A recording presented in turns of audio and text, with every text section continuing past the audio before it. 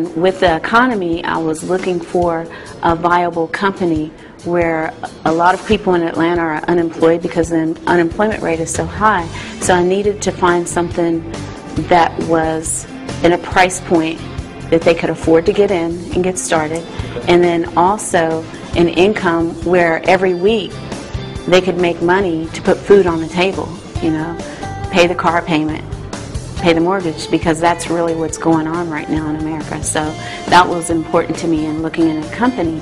And then also that the residual would be there, and then in the end that it was long term, that once they did this they wouldn't have to quit, lose it, and go out and do it again.